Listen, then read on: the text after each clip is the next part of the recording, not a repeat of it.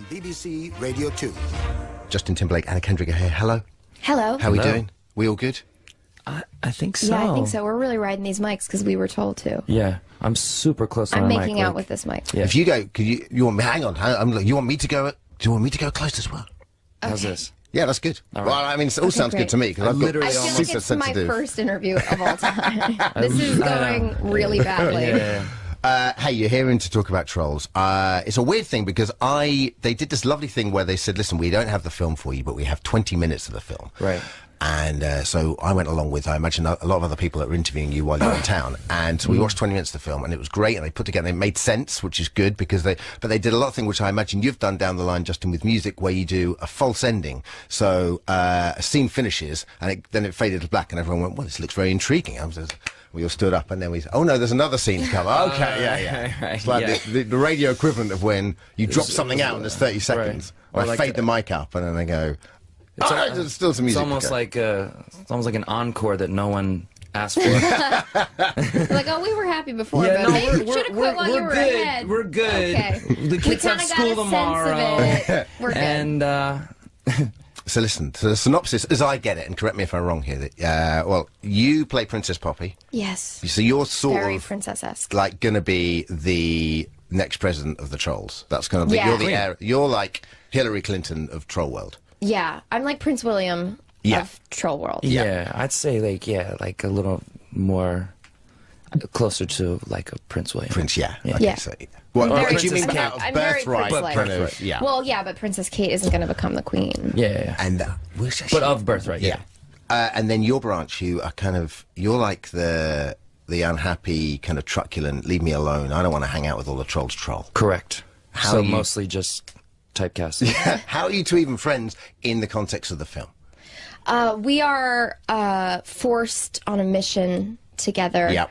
And, you know, some of the best friendships blossom over reluctant mission taking. All I saw was lots of trolls get kidnapped, Yep. taken to Bergen And Town, we have to save them. and the Bergens are the bad guys. Yeah, and they want to eat the trolls. Yep. And then you go over there. It's a bit dark. Yeah. In some places. What trolls are there? There's a lovely kind of feeling but of also like openness. these Bergens eating the other. Like it's Yeah. it gets dark. Yeah. It's some kill or be killed kind Yeah, of stuff. yeah. And you go on adventure, and you sing a lot on the adventure, right? It is a musical. Yeah, we do sing.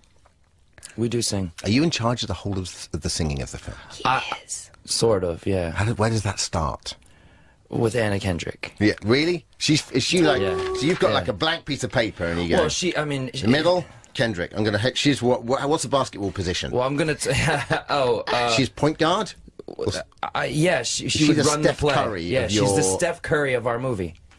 Yeah. I would be flattered if I got that reference, Yeah. y'all. Isn't that cool? Anna Kendrick is the Steph Curry of our movie. And when you realised you were going to be able to sing True Colours, was that when you went, I'll sign up to this? Because True Colours is what, if you can sing, and you can sing, you've got a beautiful voice. Oh, Dermot. Would you go, True Colours would be a song, if I could sing, True Colours would be a song I just want to sing pretty much every day. Well, I felt really happy about it, and then I heard Justin's intro, because he starts that song off, and I was like, oh, here we go, you can do it. I know that he has to say something nice now, because I've done that, but I was really nervous about doing it, and I ended up like, I was just had my headphones on because Justin had already recorded his part, and I was singing my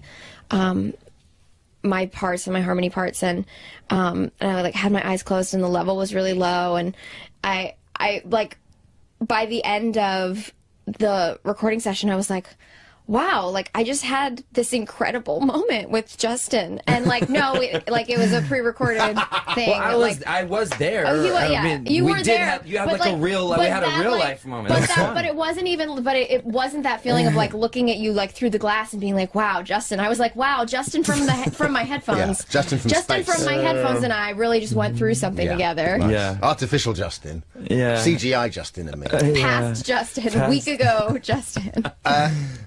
When you act in a animation, how does it work? Is it like when we were kids, you'd always see like the old Walt Disney guys, and you'd see stills of them with sort of music sheets and lecterns and kind of like those but how does it, do you get in a room and do that? Do you learn your lines, or do you have the script there, or how does it You work have the nowadays? script there, which is helpful because there is like a layer of memorization that can screw you up. When you're thinking about what the next word is, you can't fully do your job, and you know, in a movie, the way to combat that is to have it so memorized that you don't have to think about it.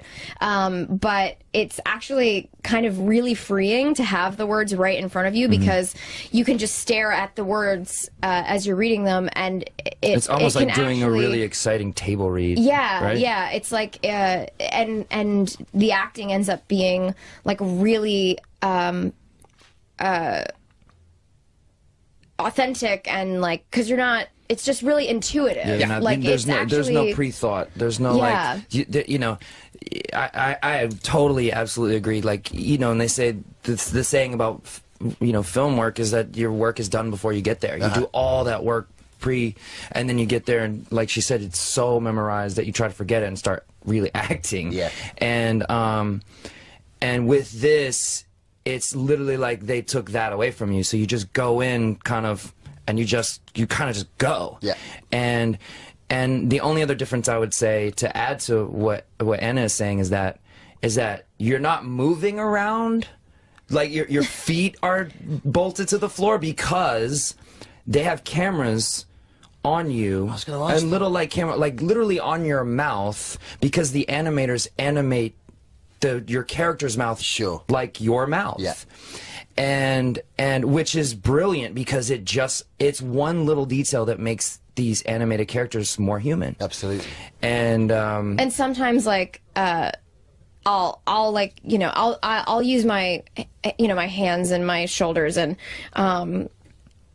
sometimes I'm like, yeah, she could be doing that if the animators want to. Like, I'm like pitching to the animators who aren't going to look at the tape for like a month. But doesn't it make you respect those guys so much that before that was able to happen, the old school stuff like Jungle Book and Aristocrat, so how those guys inhabited those characters, just in a kind of purely two-dimensional way, is extraordinary. No, totally. Listen, we're gonna have some music. We're gonna try and fit in 3 songs while we're here. The first song we're gonna do is Can't Stop the Feeling. Did you write this specifically for the film? I did. Did you have it honestly, did you have it in the locker and just went when they went? No. Yeah, really? No, this was like totally from 2006 scratch. And you went, I got something there. Yeah, leave it with me, and you come I home. wish. God, that would have saved me a lot. I would have gotten a lot more sleep. No. This was, so you know, Anna was already signed on to the film, and I was called in and offered the lead opposite her, or supporting whatever, and then they asked me to do executive produce the music, and they had a little bit in place already. That was in the film, songs they had cleared, that, you know, Anna was singing or was going to sing, and so I kind of came in, you know, when there was a little bit of music to work from. Yeah. But you know, Jeffrey Katzenberg, the Jewish Don of DreamWorks, said, I want you to write a song for the end of the movie, like a big song. And I was like, okay, that's it. And he goes, you know, and so basically the writers of the film and the producer, they sent me an email with this long list of criteria. This is sort of the ideas we want to get, you know, that we want to come forth in the song lyrically. We want it to feel upbeat, you know. That's a wide brief. So yeah. But also in a weird way, it's kind of I've never written music under any type of.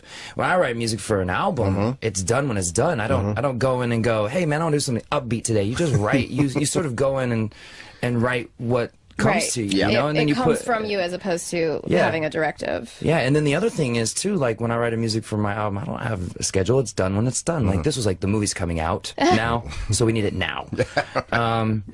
But so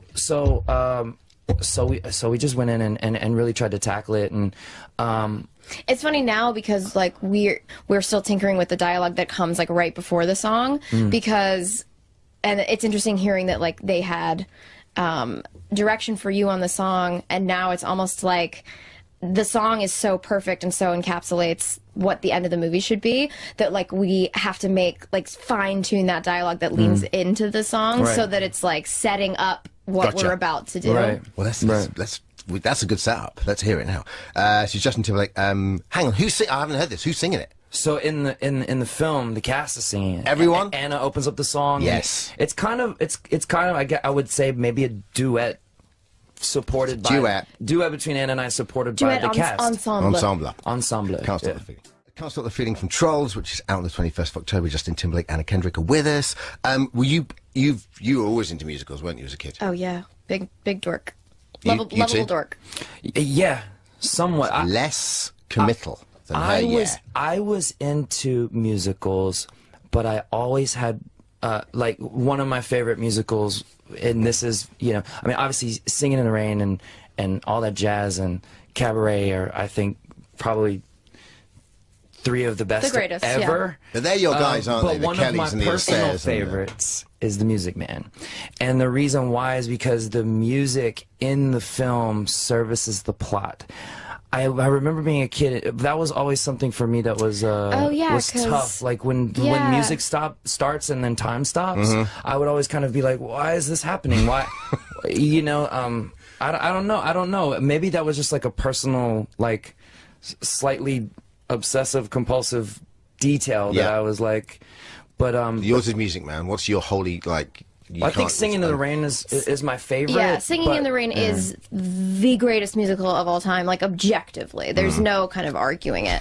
My favorite musical, which is not a film, is called Parade by Jason Robert Brown, who also wrote The Last 5 Years, which I did.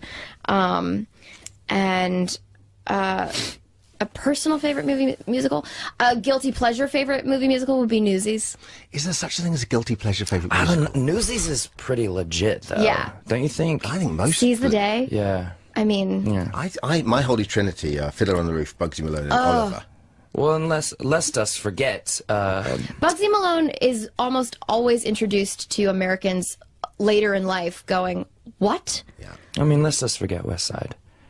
Oh. I mean, Miss, like, West well, we're Side. here. Yeah. You know, a musical is like a classic when I just like West Side. I Yeah. didn't even add the You story. need Like to we do the knew what story. I was talking Yeah, about. absolutely. That's like you know, Snoop, like classic rapper, West Side.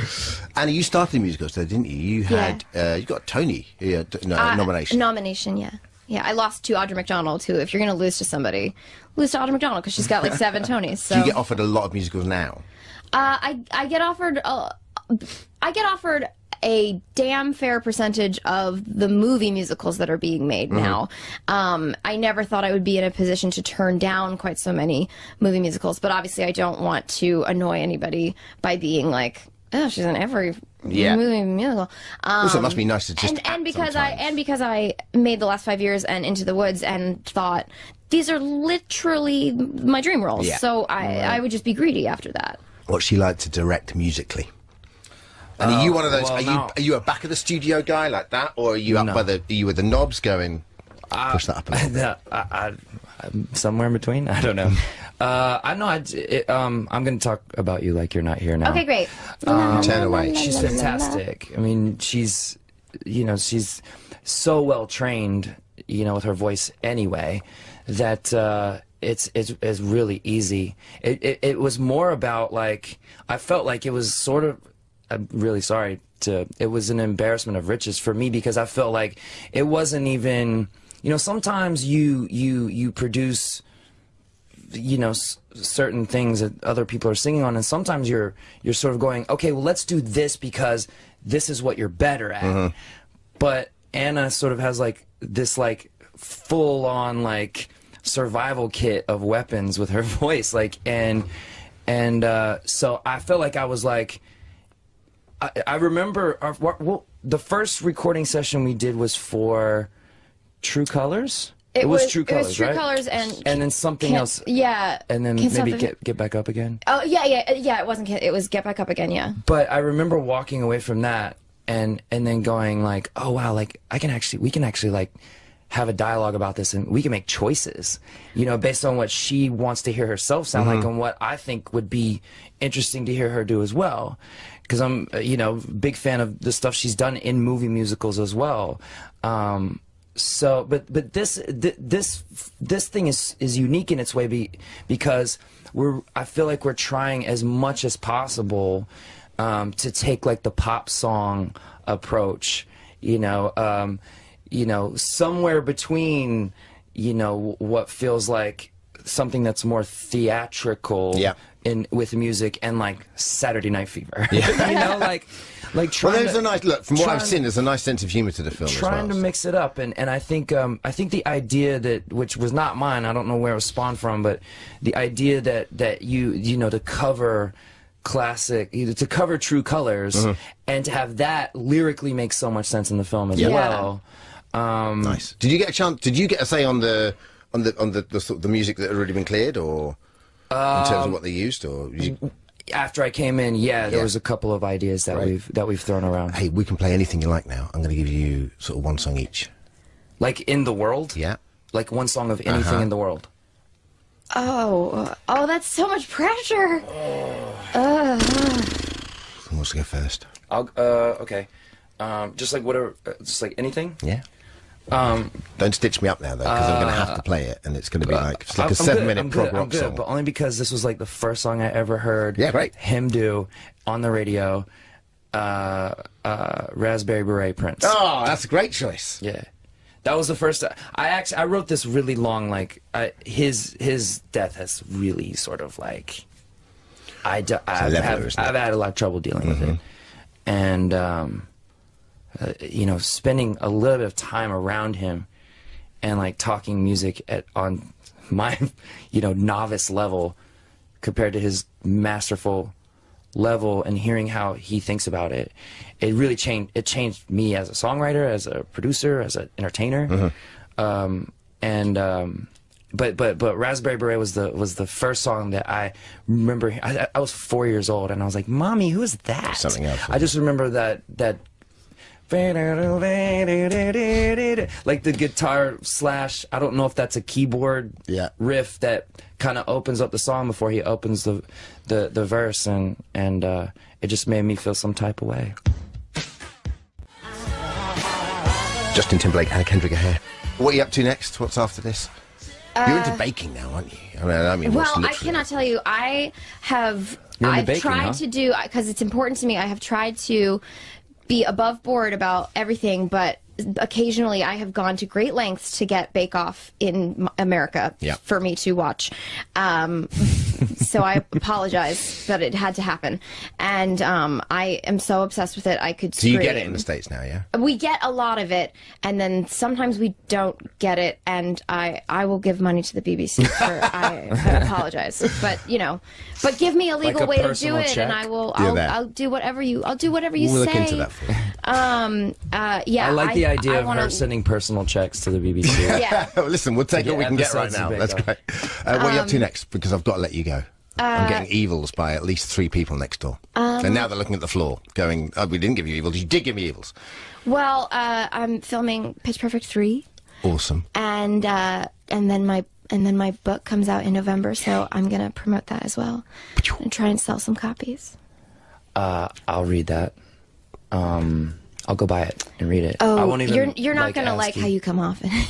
Damn it! She's working on your wrote it chapter before I right met now.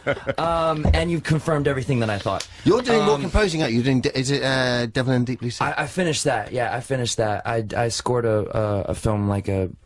That my wife produced. That was really, that job came sort of at the same time as this one, and needed to be done even faster. Sort of write sort of an. Plus, your wife, your boss. There's no way you're not going to get that done. She produced it, so I literally had to do that it. got done first. No, I've always wanted to get into scoring, like really scoring, and so it was a lot of fun to do something orchestral as well. And I don't know. Right, I'm working on a record, an album, and then there's a couple of projects that I kind of produce. Keep that bubbling away. That I'm producing to star in. Right. Thank you, guys.